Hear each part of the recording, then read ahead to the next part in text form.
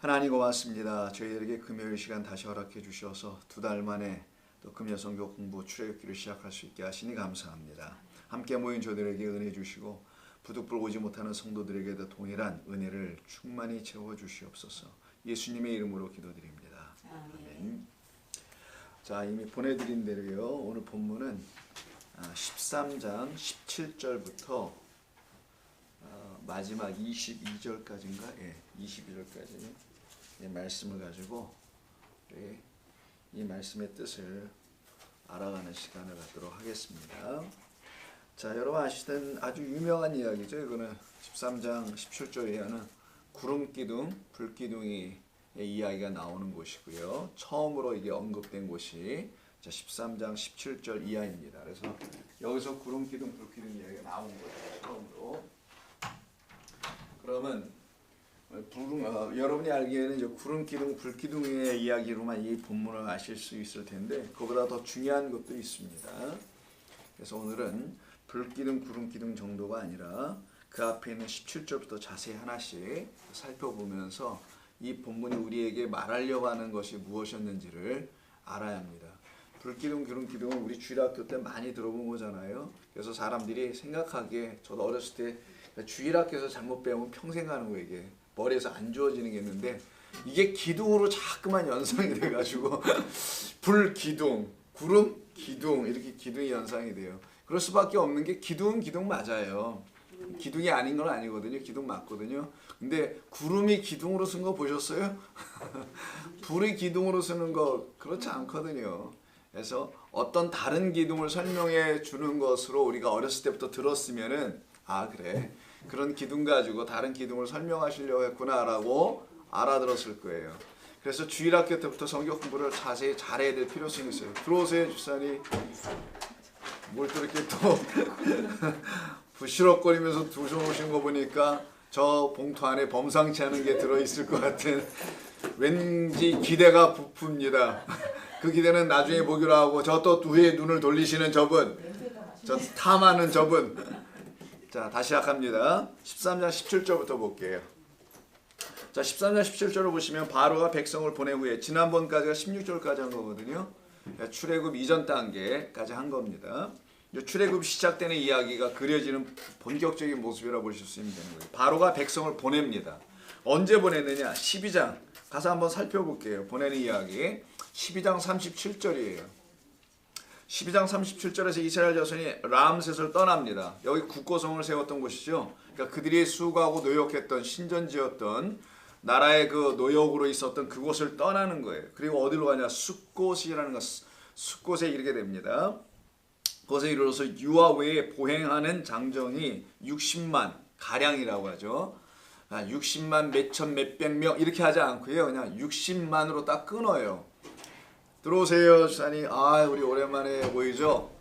예, 오랜만에 보입니다. 여기 물 하나 비어 있네. 물 드세요.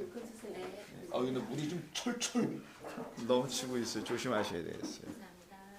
자, 그래서 13장 17절을 가지고 우리는 12장에 가서 먼저 봐야 되는 게 37절입니다. 12장 37절을 보니까 나온 사람의 수 60만이라는 게 나오고요. 누가 나왔는지 다 알려주죠. 뭐 남녀노소 다 나왔다라는 거잖아요. 근데 특별히 기록한 것은 장정 남자만 계수하죠. 그 이유는 이들이 누구로 쓰여야 되기 때문에.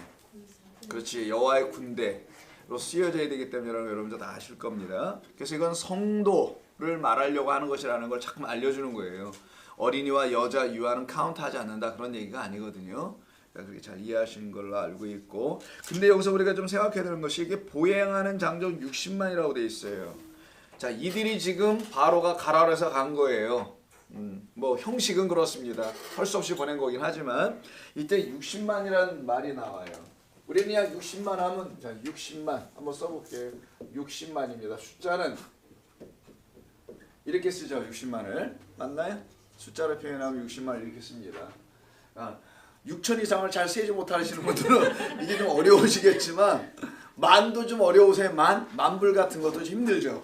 10만 불은 오직 힘들겠어요. 그래서 이 60만 같은 거 60만을 이렇게 쓰는 거예요. 이렇게 하시는 분들 있겠지만 이번 뒤에 한번 보자고요. 근데 히브리어 원문에는 이렇게 60만이라고 아라비아 숫자로 한 덩어리로 쓰지 못하기 때문에 이걸 나눠 쓰게 됩니다.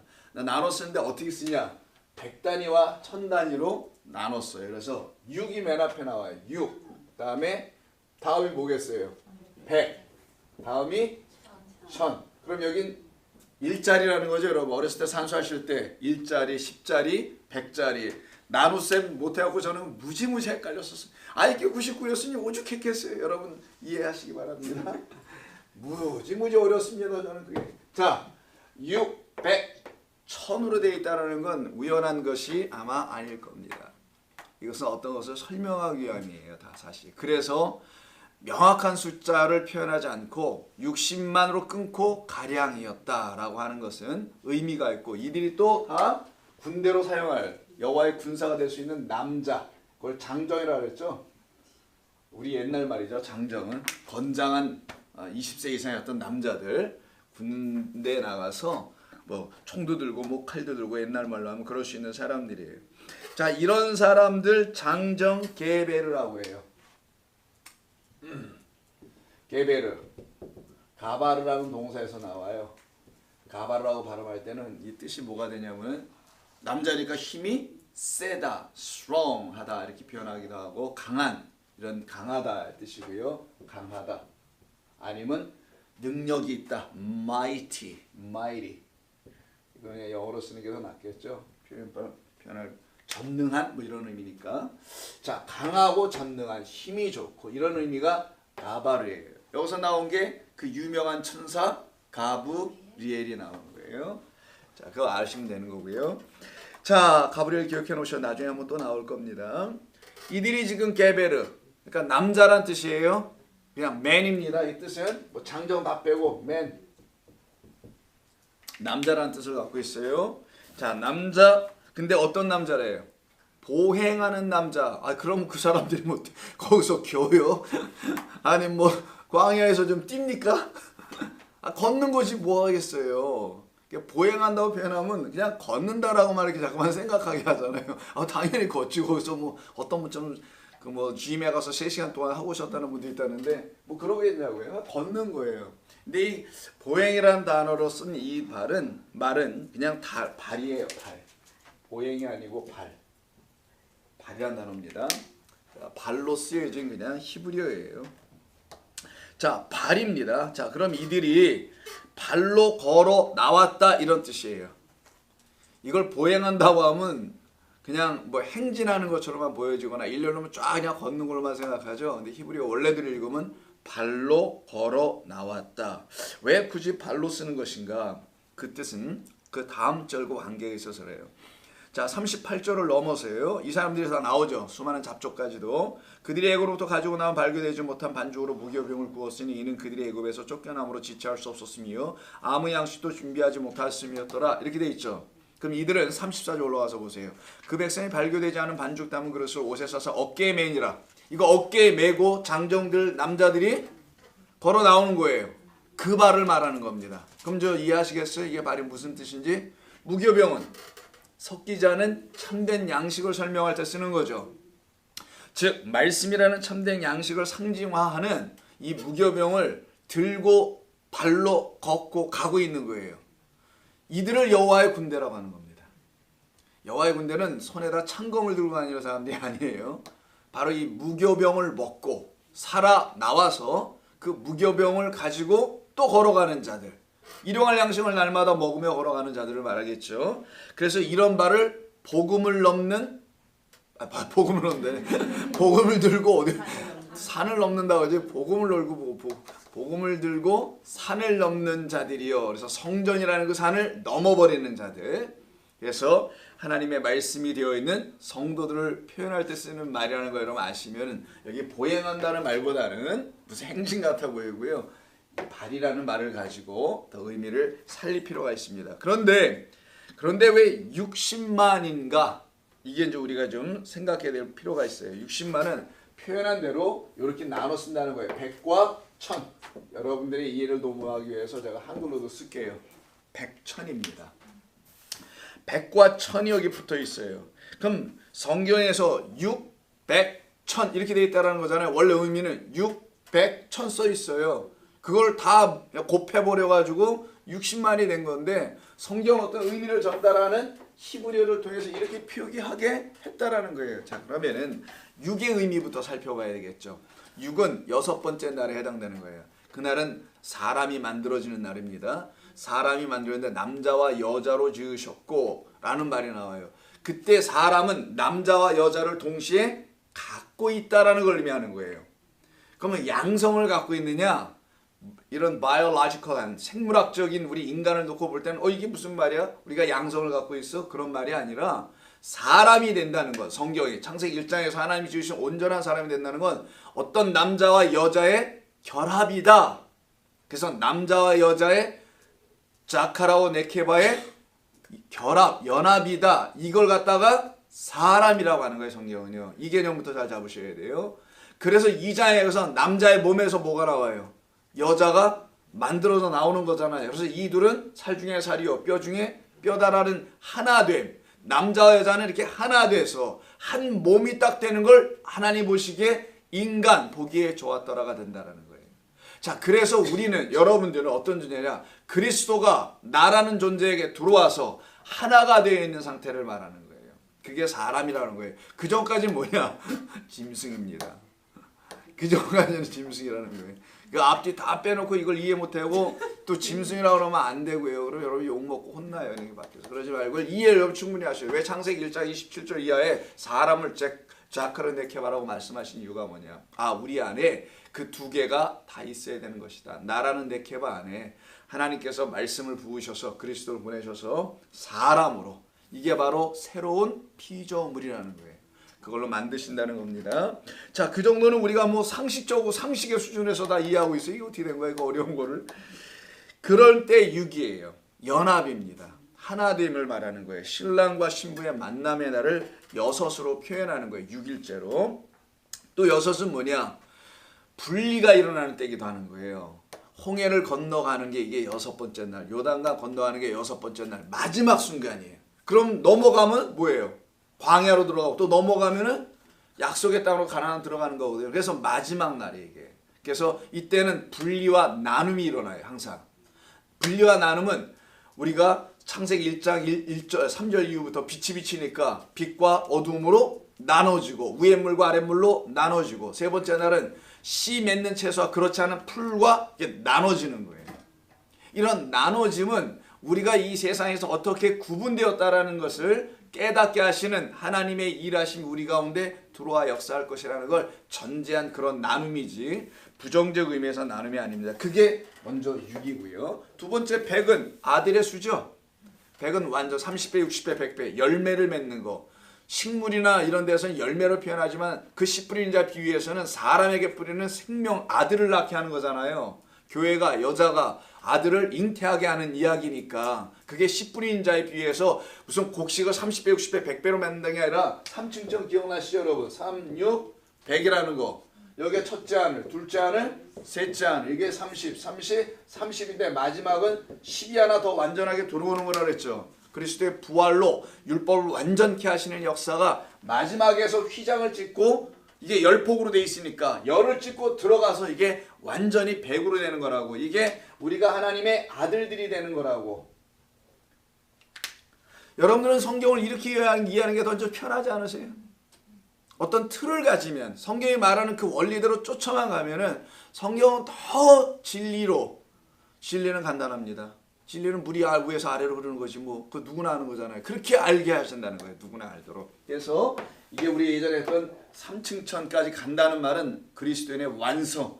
그걸 비밀을 내가 보았다.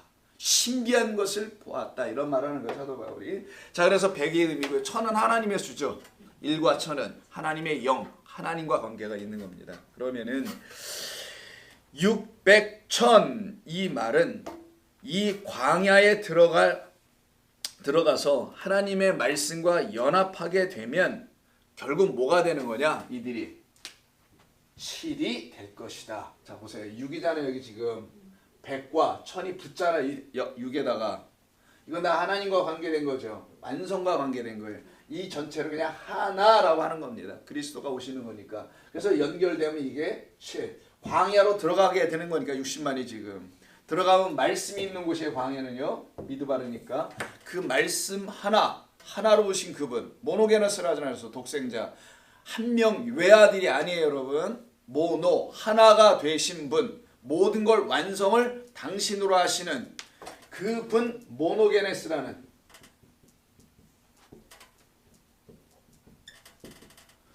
모노게네스 이렇게 씁니다. 모노게네스는 모노와 기노마에서 나오는 거예요.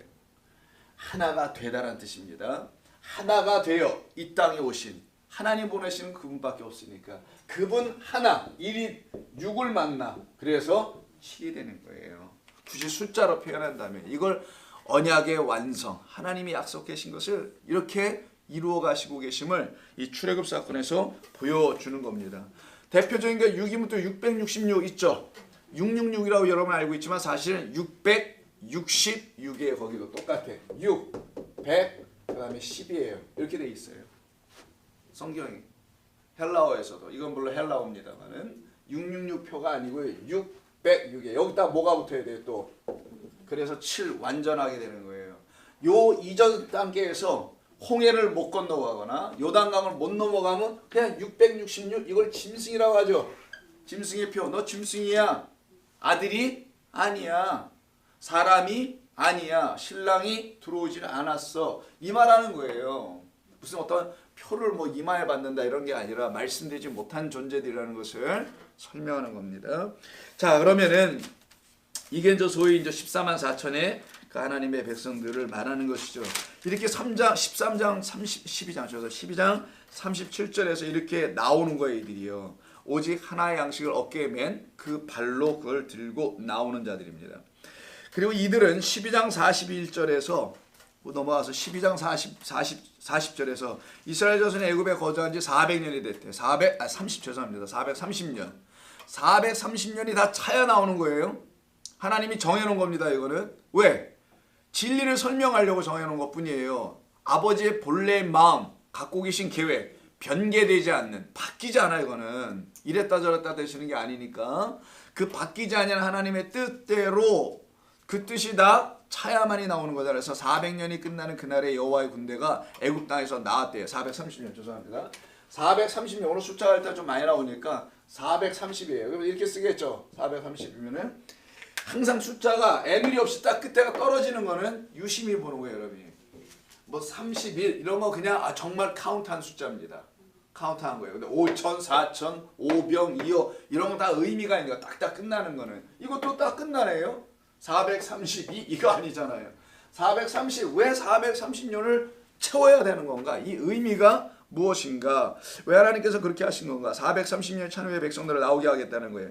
그런데 창세기 15장을 보세요. 창세기 15장 다르게 말합니다. 그럼 이 둘이 부딪히고 서로 모순인가 이렇게 생각도 되잖아요. 어떤 분들은. 그래서 성경에 오류가 있다. 그래서 기록을 서로 다르게 갖고 있었다. 어떤 사람들의 그룹은 예를 들어서 아셀 지파는 얘입니다. 430년이라고 써져 있는 문서를 들고 있었고 갓 지파는 400년을 쓰고 있는 문서를 들고 있어서 서로 다른 문서를 가지고 나중에 편집한 것이다. 이게 소위 문서설이라고 하는 거예요. 성경학자들이 소위 말하고 있는 성경이 정말 그런 건가? 여러분 그렇게 이해하면은 안 됩니다. 그건 다 죽으려고 작정하는 거예요. 하나님의 말씀이 인간의 머리로 따져보겠다는 거예요. 그건 정말. 자, 15장 어디 나오죠? 3절에 나오죠. 객이 되고 그들을 섬기겠고 그들은 400년 동안 내 자손을 괴롭혀. 그럼 30년을 좀 더 괴롭힘을 받고 나왔나? 뭔 말이에요 이건 30은 또. 여긴 400년이라 하잖아요. 그리고 또 하나 나와 있어요. 언제 나온답니까? 16절. 괴롭힘을 400년 받고 4대 만에 나온다고 되어 있어요. 그러면 지금 여기 지금 본문에서 말하는 430과 여러분 앞에서 15장에서 이미 하나님께서 아브라함에게 예언하듯이 말씀해 놓으신 그냥 하나님이 하라면 하는 거잖아요. 그냥 그렇게 하라는 것은 하나님이 선한 것이니까 할 수밖에 없는 거예요. 가서 종살이 하라면 하는 겁니다.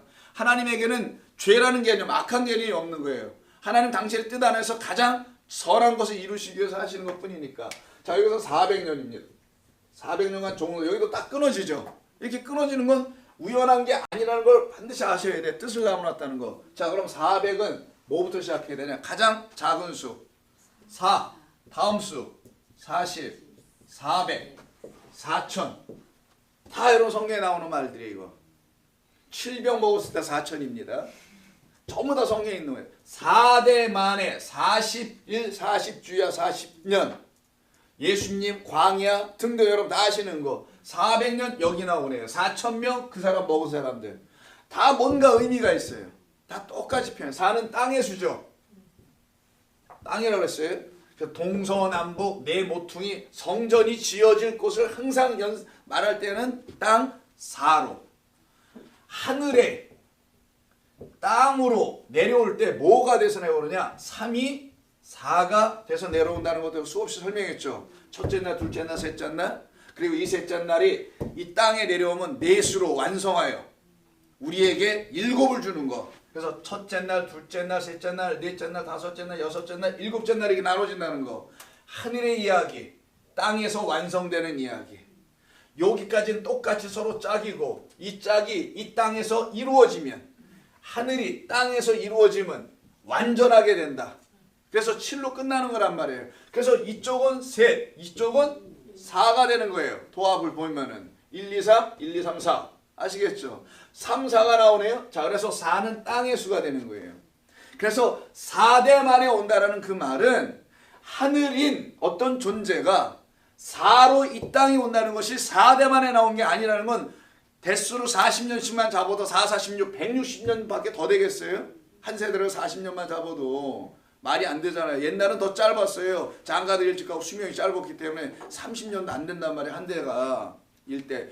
예를 들어서 뭐 20세 장가가지 않았으면 20세 애들 낳고 그러잖아 옛날에는.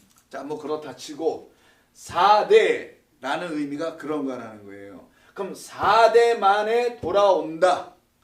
400년이 채워지면 이런 말로 써져 있네요. 그러면 400년이라는 의미는 주님께서 이 땅에 오셔서 그 100을 만들어가는 어떤 시간을 설명하려고 하는 것이지 어떤 길이의 시간 400을 말하려고 하는 게 아닌 거예요. 여호와 하나님의 일하시면 그 시간을 설명하기 위해서 400년은 너희들 가만히 있어 그냥. 내가 일하는 시간이야. 그리고 4가 와서 그것을 다 이루어 완성하면 너희는 그 생명의 양식을 먹게 되는 사천들이 되는 거야 라는 걸 이렇게도 설명해 나가는 거예요 지금 성경이. 그런데 여기에서는 지금 출애굽기 13장에 12장 41절에서는 430년이라 놨단 말이에요. 왜 430이냐 아시겠어요 이제는? 왜? 4하고 3이 여기 들어가 있잖아. 그래서 이걸 다 더해봐요. 이게 7이 되는 거예요. 그래서 그 4가 하늘의 3을 완성할 것이다. 내려와서. 그래서 7, 그래서 430년이라는 시간이 필요한 것처럼 마치 표현하는 것이지 430년 동안, 400년 동안 그런 어떤 정확성의 내용을 근거로 기록하는 게 아닌 거예요. 지금 220년이 있었든 10년이 있었든 아무런 중요하지 않아요. 왜 그런지 아세요? 여러분의 인생의 나이가 이 땅에서 사는 기간 아니에요. 그게 몇 년이니까 400년 삽니까 여기서 여러분이?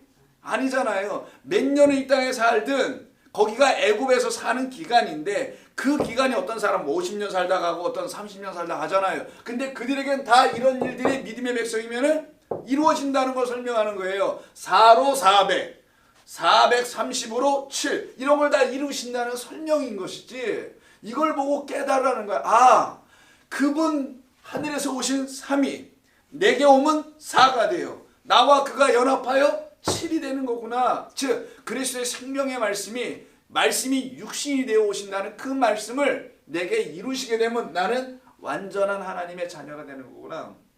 이거를 설명해 주는 겁니다.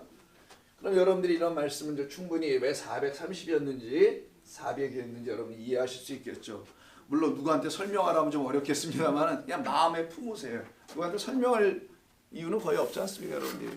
그냥 설명하다가 어려움 당하지 말고. 그래서 430이라는 걸로 아시면 됩니다. 이들을 다 더해도 7밖에 안 나와요. 하나님이 하시는 일이 이런 일들입니다. 그래서 출애굽기 12장 39절에서 이들은 아무 양식을 못 갖고 나오고 오직 그 양식 무교병만 들고 나오는 거예요. 아무 양식도 준비하지 못했다고 되어 있어요. 출애굽기 12장에서 오직 무교병만. 그래서 무교병을 어디로 들고 나가요?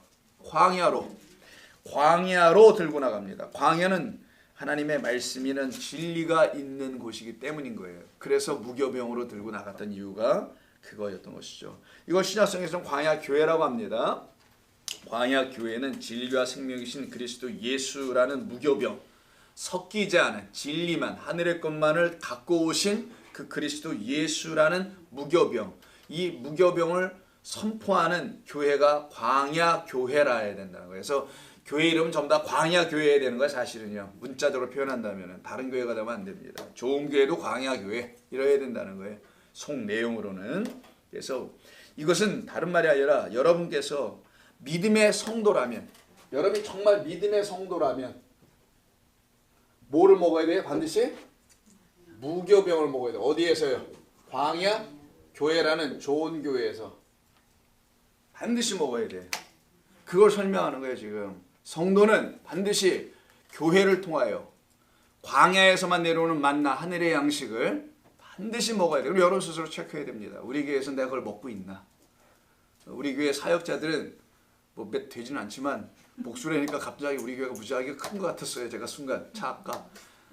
만약에 여러분들이 무교병을 못 먹으면 뭘 먹는지 아십니까?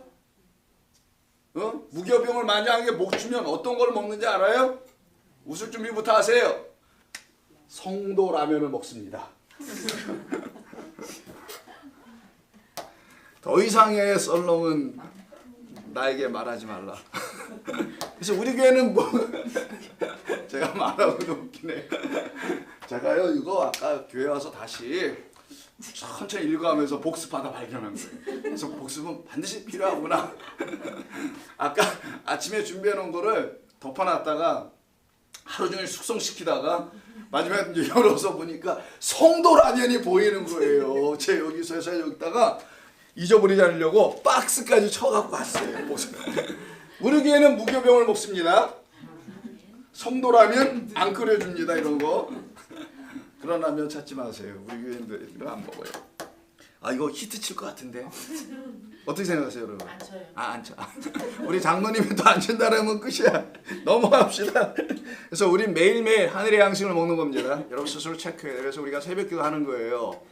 다른 교회 같으면 뭐 이렇게 특별 새벽기도 해가지고 벌써 추수감사절에 한국 같은 데 오고 막 그러니까 특별 새벽기도 이런 거 막 하더라고요.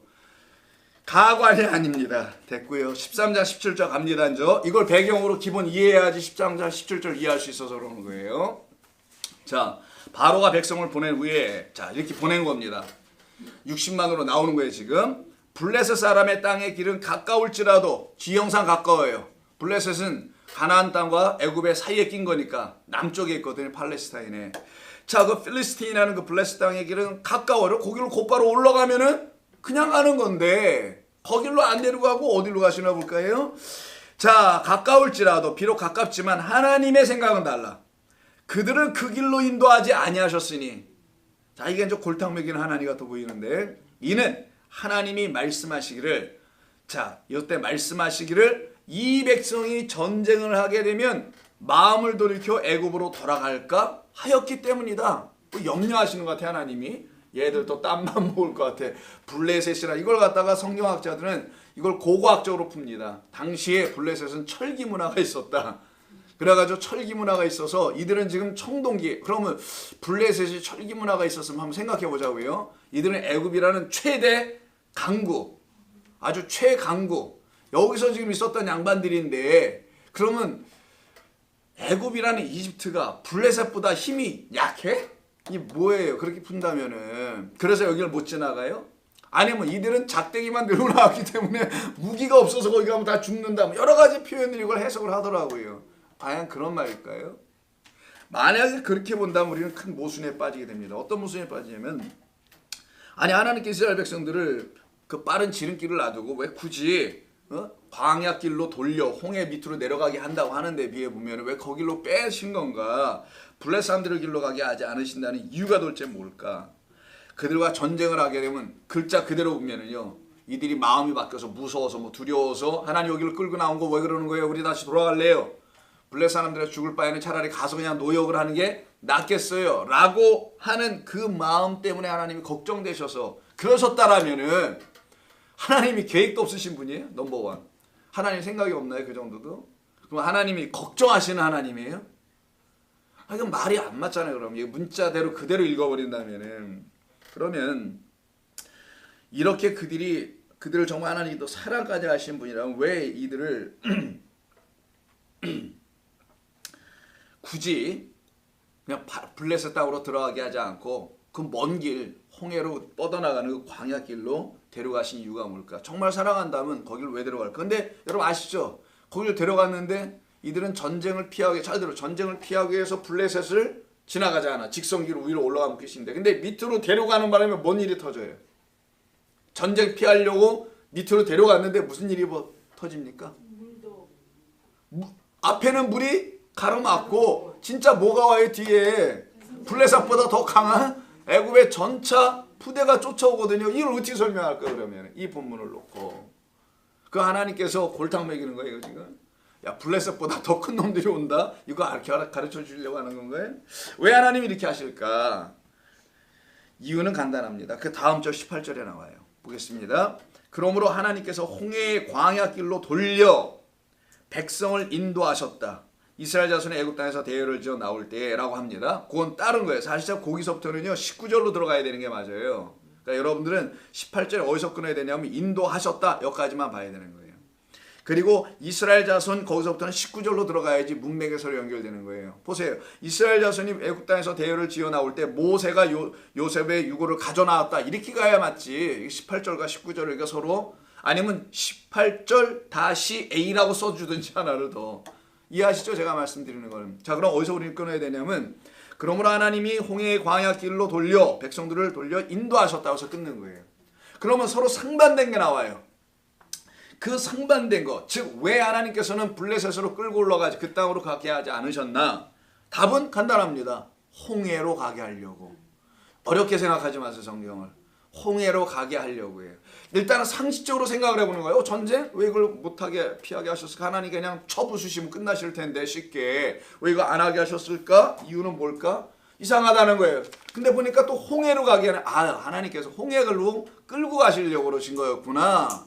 진짜 전쟁은 따로 있나 보구나. 이걸 말씀하시려고 하는 거죠. 그래서 홍해를 따라 광야길로 인도하는 겁니다. 홍해를 목적지로, 홍해라는 것을 목적지로 나아 있는 광야길을 가야만이 홍해로 가게 돼 있다는 거예요. 그래서 홍해로 가게 하는 광야길을 타게 만든 거예요. 지금 목적지를 홍해로. 그러면 광야길로 인도하셨던 이유는 뭔가? 두 가지 중요한 이유가 있습니다. 첫째는 이 홍해로 가게 하는 광야길, 결국 홍해로 가게 하는 이유가 뭔가라는 거예요. 당신의 백성들이 블레셋과 전쟁을 하게 하지 않으시고 이유는 그거예요. 그 애들과 전쟁하지 마 이런 얘기예요. 하지 마라. 당신의 전쟁, 곧 여호와의 전쟁을 계획해 놓으셨기 때문인 거예요. 다른 전쟁을. 어디에서? 홍해에서. 그래서 출애굽기 14장 다음에 할 거지만 미리 좀 봅니다. 27절. 27절 이런 전쟁이에요. 모세가 곧 손을 바다 위로 내밀매 새벽이 되어 바다의 힘이 회복된지라 애굽 사람들이 물을 거슬러 도망하다가 물속으로 뛰어들어왔다가 아시는 거니까 다 여호와께서 애굽 사람들을 바다 가운데 엎으시니 물이 다시 흘러 병거들과 기병들을 덮되 그들의 뒤를 따라 바다에 들어간 바로의 군대를 여호와의 군대가 아닌 바로의 군대를 다 덮으니 하나도 남지 아니하였더라. 요거죠. 요 일을 일으키시려고 1차적으로 끌고 오신 거 이쪽으로. 일종의 유인했다고 해야 될까요? 일로 안 들어왔으면 일이 어떻게 합니까? 바로의 군대가 다 전멸시킵니다. 블레셋으로 올라갔으면. 왜? 블레셋은 길을 내줄 수밖에 없거든요. 바로의 군대가 온다는데 어떻게 그 길을 막아요? 활짝 열어줘야지. 그러면 그들을 저지할 저지선이 없잖아요. 전술적으로 봐도 물속으로 빠져 죽일 근거가 없어요. 거기로 가면. 이걸 하나님이 지혜라고 하는 거예요. 하나님이 하시는 일이 이런 거라는 겁니다. 그러니까 여러분의 삶 가운데 하나님이 하시는 일이 있다니까요. 다 처음부터 끝까지 전부 다. 하나님의 지혜로 하시는 거니까 염려하지 마시라는 거예요. 여러분 아무것도 염려할 거 없습니다. 여러분 두려워하거나 당황하지도 마시고 하지 않았으면 좋겠어요. 하나님의 능력, 구원의 능력은 당신의 작정하신 섭리, 계획, 창세 이전에 완료한 것, 여기서 다 나오는 거지 하나님이 계획하셔서 갑자기 뭘 이뤄내는 게 아니라는 것을 꼭 아셔야 되는 거예요. 두 번째, 왜 여기로 데려가셨느냐? 이스라엘 백성들에게 출애굽의 의미와 뜻을 가르치기 위함인 거예요. 이게 더 중요합니다. 먼저는 이들을 구원해 내시기 위해서 이 바로의 군대를 수장시키는 목적이 있어요. 그 목적에는 내 백성 아닌 것들은 못 나온다라는 걸 가르치는 거예요. 홍해를 갈라, 우리 나중에 홍해할 때도 얘기하겠습니다만, 내 백성, 그 양 피, 고기를 먹지 않고 무교병을 매지 않는 애들은 못 나와, 이 얘기를 하려고 하는 거예요. 그래서 걔들은 다 수장되는 것이지 그 아그들이 나빠서 악해서가 아니에요. 단순히 그런 문제가 아니니까. 그것 때문에 다 수장시키고 그들은 또 구원하여 살려내기도 해야 하고, 이런 여러 가지 이유가 이 가운데 담겨 있는 것. 둘째는 이스라엘 백성들의 출애굽의 의미와 뜻을 가르치기 위함입니다. 하나님의 마음 안에 있는 진짜 출애굽이 있어요. 이걸 가르치고 싶었던 거예요. 물 건너가는 게 출애굽이 아닙니다. 홍해 하나 갈라놓고 건너가봐, 이게 구원이다, 이게 출애굽이 아니에요. 출애굽은 말 그대로 애굽을 떠나는 거지 물을 건너가는 게 아니란 말이에요. 단순히 물 하나 건너가고 기적으로 살아나오고 이런 걸 출애굽이라고 하잖아요. 즉 성도의 영원한 출애굽은 여기서 하늘로 가는 거잖아요. 그게 무슨 기적 하나 보고 그거 하나 붙들고 가는 게 아니란 말이에요. 어떤 체험, 간증 이런 거 그거 얼마 못 가고 버텨내기도 힘들고, 그래서 맨날 그거 그냥 붙들고 기도하고 신음만 한단 말이에요. 사람들이. 이 땅이라는 여기가 예굽인데, 여기에서 하늘이라는 완전한 출애굽, 하늘로 가기 위해서는 하나님이 하시는 출애굽의 본래의 뜻을 깨달아야만이 거기로 가는 것이지, 이런 얘기 들어서 가는 것도 아니고 어떤 기적을 체험해서 가는 게 아니란 말이에요. 하나님의 마음 안에 있는 진짜 출애굽이 있어요.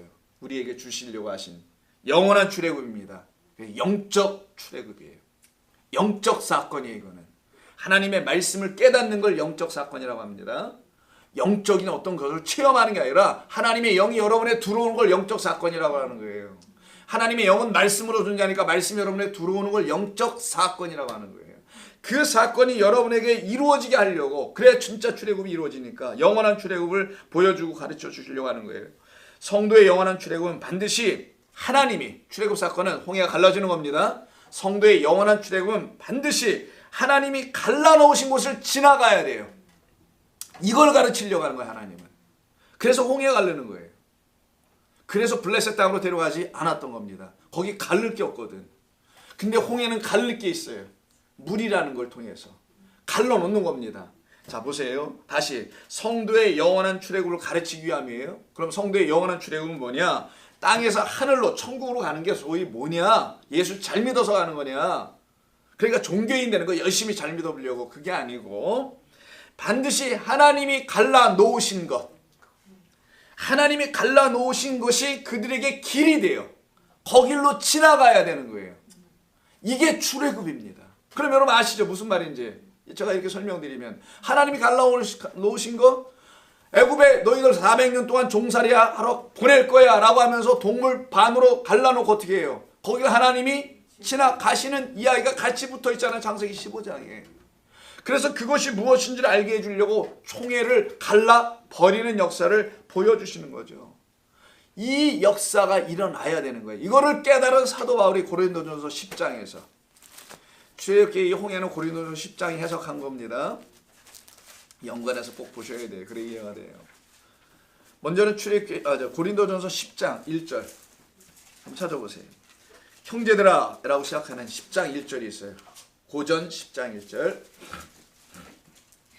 찾으시는데 고전을 면치 못하시고 계십니다.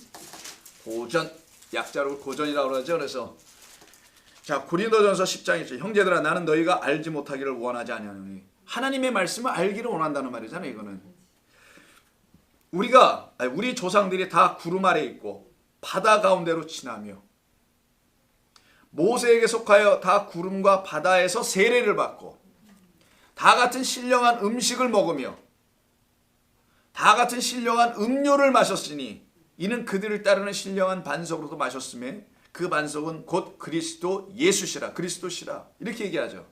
이게 지금 홍해 사건, 출애굽을 그리는 거예요.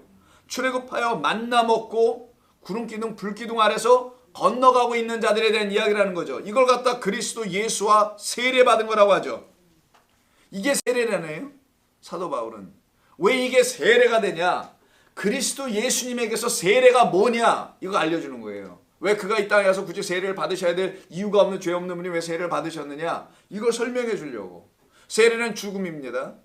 죽고 살아나는 거예요. 그 죽고 살아나는 것이 우리에게 이루어져야 한다는 거예요. 사도 바울 얘기는.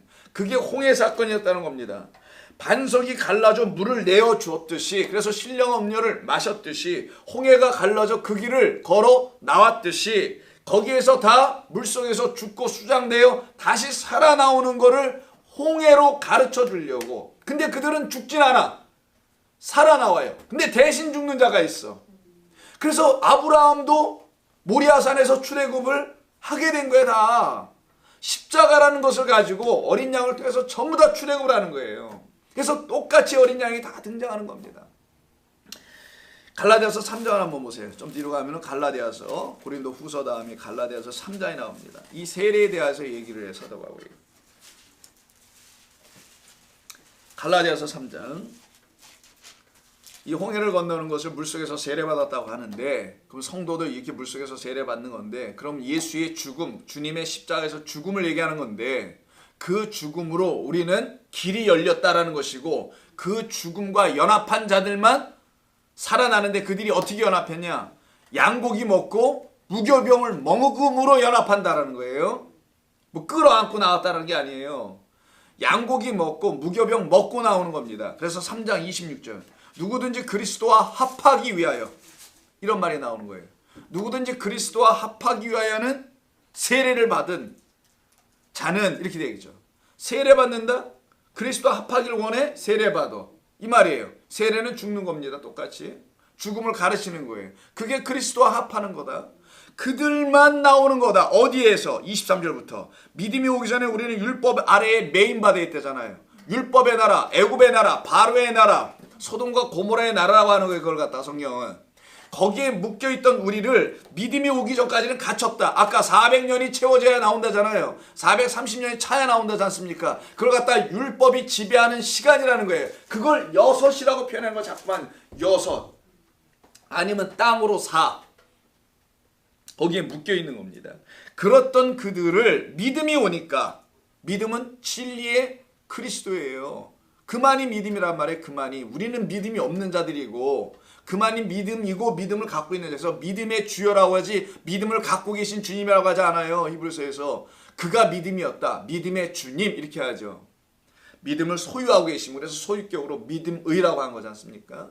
그래서 믿음을 갖고 계신, 믿음 자체이신 그리스도와 함께 연합하는 것, 그들만 율법의 나라에서 믿음의 나라, 복음의 나라로 이렇게 넘어가는 거예요. 거기에 반드시 세례가 끼는 거예요.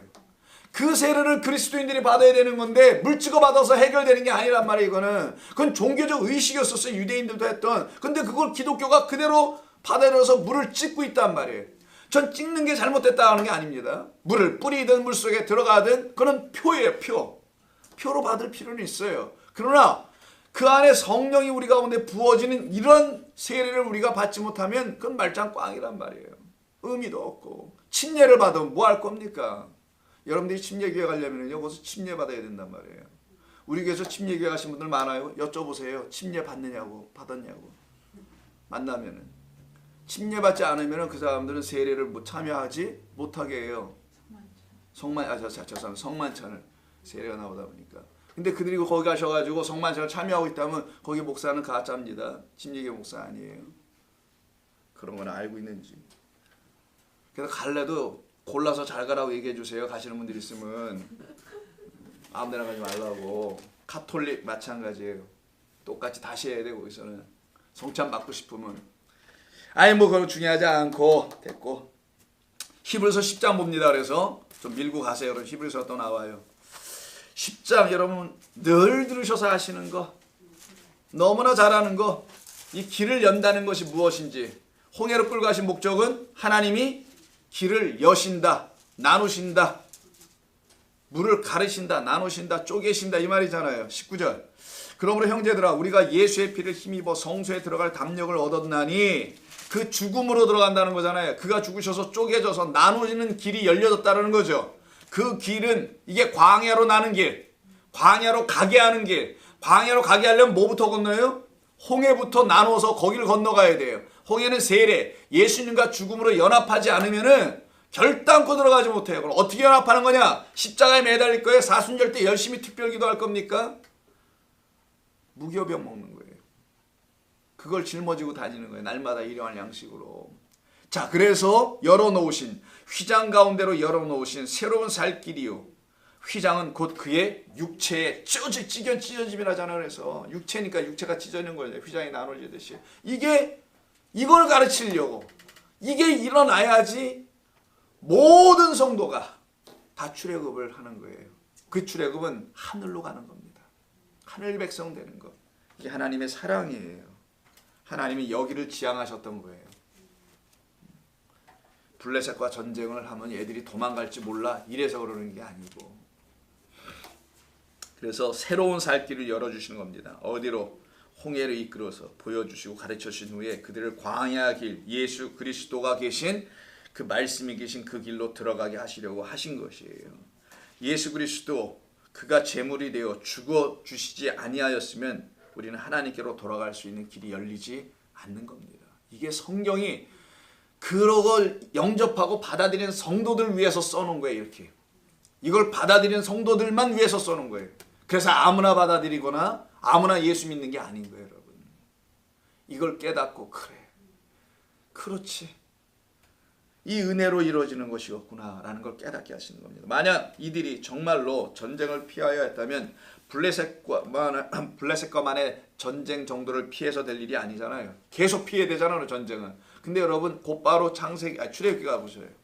출애굽기 오늘 본문은 우리가 지금 다른 데가 13장이지만 가서 찾아보진 않겠습니다만은 17장에 아말렉과의 전쟁을 한단 말이에요. 그걸 어떻게 설명할 거예요? 블레셋 전쟁을 피하다가 아말렉을 만난 거예요? 이거 뭐예요? 택시 피하다가 똥차 만나는 겁니까? 뭐 그런 말처럼. 뭐 어떻게 설명할 거냐고요. 아말렉을 거기서 만나지 말아야지. 정말 전쟁이 필요 없다면. 아말렉과 전쟁은 허락하시죠. 아니 만들어 놓으시죠. 허락 정도가 아니라. 왜? 뜻이 아말이기 때문에. 수고하다. 여러분 많이 들어보시죠. 알잖아요. 새벽기도 때 수없이 했고.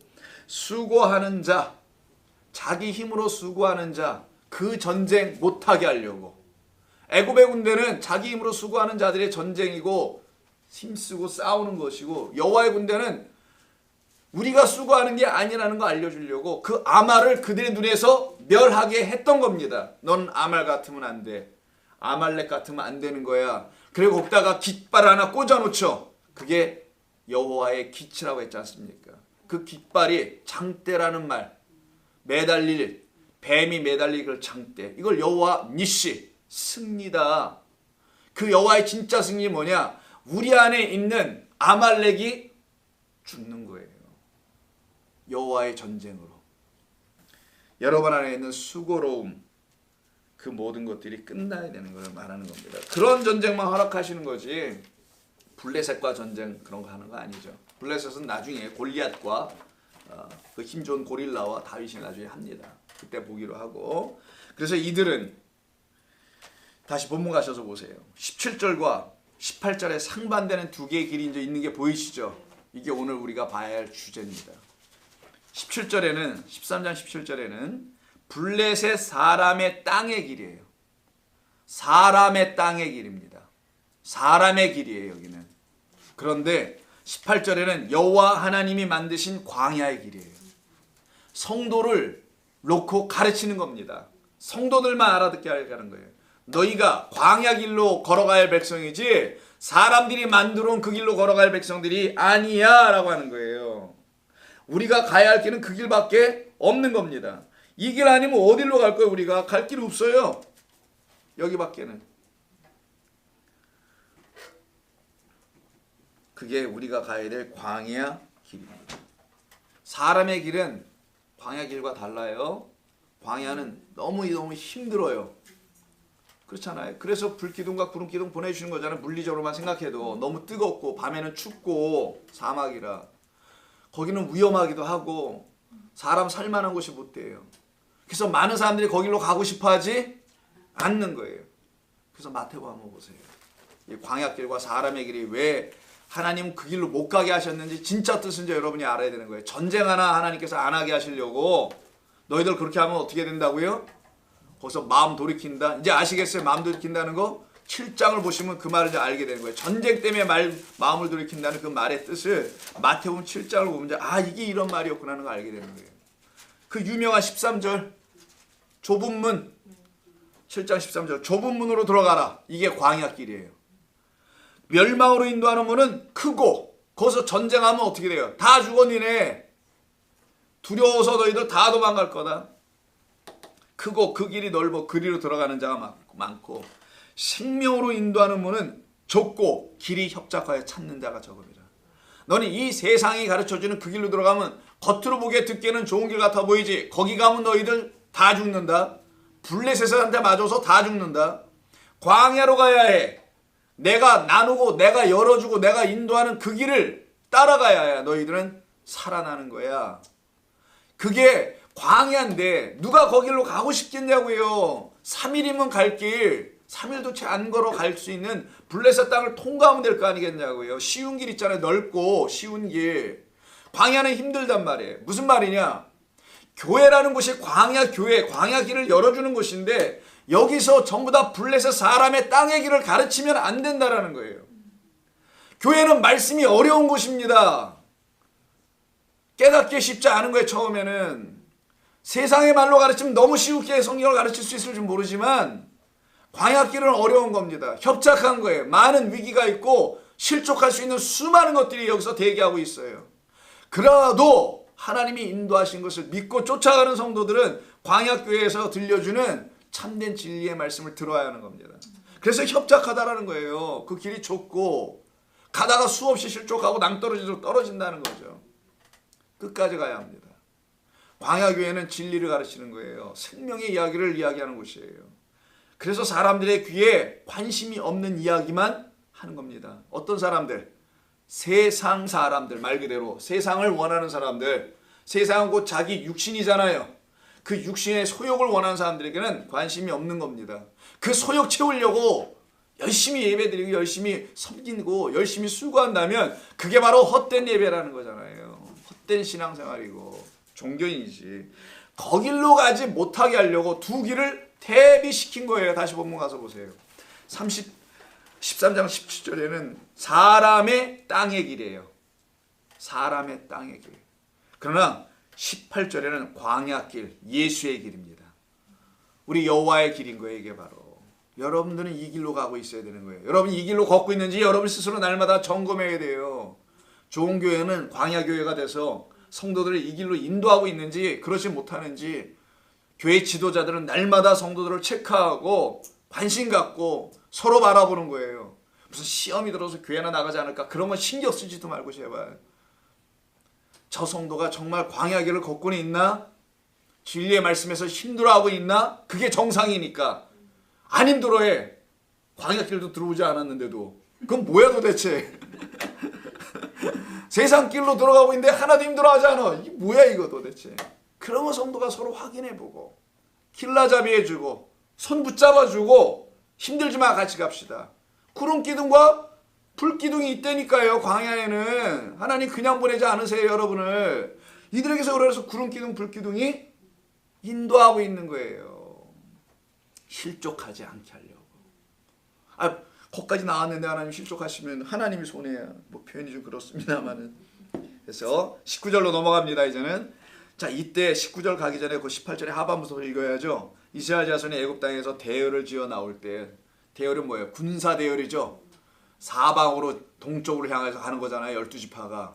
이걸로 좀 가는 모양을 그리는 게 이제 진영을 이뤄서 가는 거죠. 모세가 요셉의 유골을 가졌으니 해골이에요. 뼈. 몇 년 됐습니까? 430년, 400년 됐어요. 좌우지가. 오래된 겁니다. 오래된 뼈를 들고 나와요. 요셉의 죽음을 들고 나오는 거죠. 마치 사도 바울이 예수의 죽음을 짊어진다고 합니다. 고린도서에 보면 난 예수의 죽음을 짊어졌어. 나를 해하지 말라. 예수의 죽음을 짊어졌으니 내 안에 예수의 생명도 살아나고 있다. 이렇게 표현하는 이런 의미에게. 자, 요셉의 유골을 갖고 나옵니다. 가졌으니 아직은 갖고 나오는 건 아니고 이제 나가는 거예요. 이는 요셉이 이스라엘 자손에게 유언해 놓은 게 있어요. 그걸 갖다가 단단히 맹세하게 하여. 이거 사투리입니까? 단단히. 이거 저 아랫역 분들에게 주로 쓰시는 사투리 단단히 이렇게 하는데 단단이라는 말을 쓰네요. 그래서 단단히가 사투리로 쓰더라고요. 물론 표준어입니다만은. 단디입니까? 죄송합니다. 단디군요. 경상도 분들은 단단히 단디라고 그러죠. 단디. 단단히 해서 줄여서 단디가 됐군요. 그래서 단디.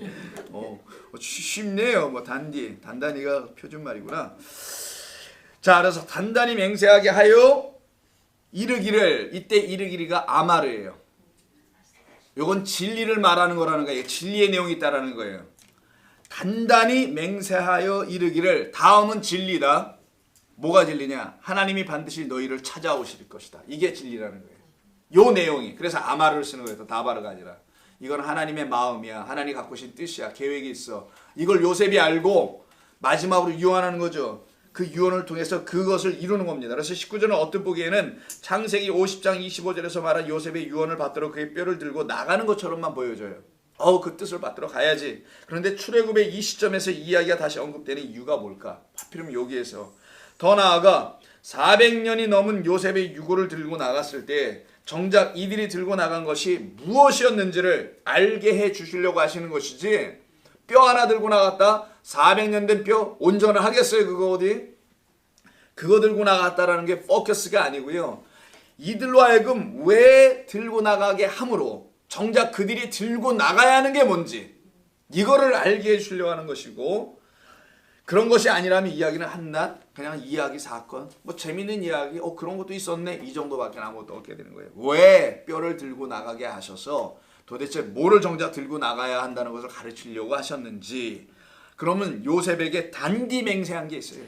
이 단단히 맹세했다는 것부터, 이 단단히 강조, 다음에 맹세하다는 말이 나오죠. 항상 히브리어 성경, 우리말 성경 번역으로 읽을 때 뒤에 동사가 나오는데 앞에 부사가, 강조 부사가 나오면 여러분 항상 자연스럽게 동사가 두 개가 있는 거구나 이렇게 생각하세요. 맹세하다 이렇게 있는 거예요. 정령 죽으리라, 똑같이 죽고 죽는다 이런 것처럼. 임의로 먹어라, 먹고 먹어라. 에덴 동사 이렇게 표현하는 것들이 있잖아요. 똑같은 겁니다. 여기서 단단히 맹세하라는 거는 맹세하라, 맹세하다가 두 번 나오는 거예요. 자, 그런데 히브리어 문법으로는 히필형이라고 해가지고요, 사역 동사 씁니다. 사역은 시키는 거예요. 그것을 말씀하신 자가 시켜서 이루어내게 하는 겁니다. 맹세하신 분이 맹세를 이루어내셨다라는 거예요. 자, 그런데 창세기 50장 25절 가서 한번 보겠습니다. 어떻게 되어 있는지. 창세기 마지막 장이에요. 50장 25절은 요셉의 죽음에 대한 유언의 이야기가 있는 곳입니다. 25절. 요셉이 이 이스라엘 자손에게 맹세시켜 이르기를. 이때 누구예요? 형제들이라고 하지 않나요? 이스라엘 자손들이라고 하네요. 그러니까 벌써 대상이 달라지죠. 이스라엘 자손에게 맹세시켜 이르기를 하나님이 반드시 당신들을 돌보시리, 이렇게 돼 있어요. 그러면 돌보신다는 말을 두 번 했다는 거잖아요. 여기는 또 이제 아시겠죠? 돌보시고 돌보실 거야. 요게 아까 이르기리니까 여기도 아마르죠. 이르기리란 말은 전부 다 아마르입니다. 한국말로 번역한 거. 반드시 아마르한다. 어떤 걸? 너희들을 돌보실 거야. 아까 그래서 본문에서는 돌보신다고 하자면 그 뭐라 그랬어요? 기억나세요? 다시 한번 가서 보겠습니다. 제가 찾아오시리니 이렇게 돼 있어요. 거기선 찾아온다고 돼 있고 여기는 돌본다고 돼 있어. 그럼 통법상 똑같은 말을 달리 번역한 것을 금방 아시겠죠? 같은 어떤 히브리어를 번역을 이렇게 다르게 한 것뿐입니다. 서로 말이 바꿀 수는 없을 테니까 우리 번역만 바뀐 것뿐이에요. 좀 일관되게 하면 좋았을 텐데 좋습니다. 어쨌든 양쪽의 의미를 다 우리에게 한번 사용해보자 그러면요. 여기는 반드시 돌보고 돌보신다. 당신들은 여기서 그래서 내 해골을 메고 올라간다고 돼 있어요. 그냥 나가는 게 아니에요. 근데 우리 본문에서 13장에서는 그냥 나가는 걸로 돼 있어요. 근데 원래는 올라가는 게 맞아요. 여기 또 이렇게 제대로 번역을 했어요. 여기 또. 근데 13장 출애굽께서는 그냥 나간다라고 하는 건 올라가는 겁니다. 이거 매야지. 올라가는 거라는 건 땅에서 하늘로. 이걸 설명하는 은유적 표현이에요. 어떤 뜻을 암시해 놓은 거예요. 출애굽은 다시 말씀드립니다. 이 땅에서 하늘로 가는 영적 출애굽을 설명하기 위해서 그림으로 땅에서 땅, 수평적 이동을 마치 하는 게 아니라는 거예요. 이건 수직적 이동이에요. 땅에서 하늘, 존재 자체가 바뀌는 것을 말합니다. 자, 그래서 이때 돌보신다는 말이 이때 나와요. 이걸 해골 메고 나가라는 걸로 유언해놨잖아요. 그래서 이걸 지금 이루죠. 그때 맹세한다는 말이 한 번밖에 안 나와요. 거기서는. 근데 오늘 본문에서 맹세가 2번이 나옵니다. 돌보시는 것은 한 번만 나와요. 찾아오신다는 걸로 돼 있죠. 19절. 맹세하여가 2번. 단단히가 있으니까. 이게 무슨 뜻이냐? 왜 맹세를 2번씩이나 했냐? 그때 요셉이 맹세했던 것, 그것을 이제는 그 맹세를 맹세되게 하겠다라는 거예요. 그 약속을 이루어 내겠다. 이런 말을 해서 2번 쓰는 거예요. 여기서 맹세를. 그 맹세했던 걸 2번 설명한 것은 이루어 내겠다라는 의미로 여기서 13장에서는 지금 이루어내는 내용이죠. 근데 여기 하나님이 당신들을 돌보시겠다고 했어요. 아까 거기서는 창세기에서. 근데 여기서는 뭐라고 합니까? 돌보다, 찾다 이렇게 돼 있어요. 이 단어는 한 히브리어 페카드인가? 페카드네요. 자, 페카드라고 합니다. 이 페카드에서 나온 말이에요. 이 페카드라는 단어는 돌보다라는 말보다는 또 찾다 뭐 거의 비슷합니다만 원래면은 visit 방문하다, 찾아오다예요. 찾다가 아니라 찾아오다로 됐나요? 찾아오시다 이건 맞네, 그죠? 찾다가 아니라 찾아오다. 찾아오다. 요거는 방문하다 가깝네, 그죠? 이 본래 의미 방문하다예요. 근데 이 방문하고 찾아오는 의미, 왜 찾아오냐? 목적은 아까 의역을 했습니다만 돌본다 이렇게 표현했죠. 뭘 돌보기 위해서 오는 거예요. 찾아오는 사람 2 종류가 있어요. 손 벌리러 오는 사람과 도와주는 사람이에요. 여러분 잘 아시잖아요. 여러분 집에 오면 2 사람 종류밖에 없습니다. 그걸 꼭 기억하시고 문을 열 때 조심하셔야 되는 거예요. 아직도 인생을 이렇게 사셨는데 아직 그걸 몰라? 어머 세상에. 여기서 뭐 그런 것도 얘기해줘야 되나? 문을 딱 열기 전에 이렇게 봐요. 보고서는 나에게 도움을 주러 오신 분이라 문을 활짝 열어야 돼. 근데 아니면 문을 열면 안 돼. 그분 여호와 하나님이 오시는 거예요. 지금 여호와 하나님이 오신다고 했잖아요. 이 뼈를 들고 나가야만이 여호와 하나님이 돌보시는 게 아니라 찾아온다 이렇게 한 거예요. 요셉 얘기는, 요셉의 유언은. 이 뼈를 안 들고 나가면은 그럼 안 찾아온다는 거잖아요. 방문하셔야 되는 거예요. 여호와 하나님이 녹할 때 무조건 열어야 돼요. 문 밖에서 내가 두드리노니 열어달라고 하잖아요. 내가 양식 줄 거니까. 그래서 너와 내가 함께 먹고 마시리라. 이게 요한계시록 3장 21절인가 20절에 있는 거 아닙니까? 문을 두드리는 분이 여호와 하나님이야. 반드시 열어야지. 이분은 우리에게 은혜를 주시려고 오는 분이죠. 뭘 제공하러 온 분인데, 그렇지 않은 이분 외에는 전부 다 여러분 집에 방문하는 분들은 대부분 뭐를 얻으러 오는 분들이에요. 꼭 기억하시고 이분만 주시러 오는 겁니다. 자, 여러분들 이분이 방문하세요. 방문하기 위해서 뼈를 들고 나가라 이런 얘기잖아요. 자, 그럼 뼈는 왜 들고 나가는지, 또 방문은 왜 하신다는 것인지, 이 2가지 의미가 도대체 무엇을 말하는 것인지 우리 한번 생각해 봐야 돼요. 먼저 방문하는 것부터 생각해 보세요. 이게 아마르니까, 이건 진리, 하나님의 진리를 이루신다는 내용이니까 뭘 도대체 방문하신다는 거가 창세기 21장 보세요. 이 단어는 몇 번 많이 쓰이진 않는데 이 페카드라는 단어가 여기서 처음 나옵니다. 창세기 21장. 누구에게 찾아오시는지 한번 보세요. 누구를 방문하시는지.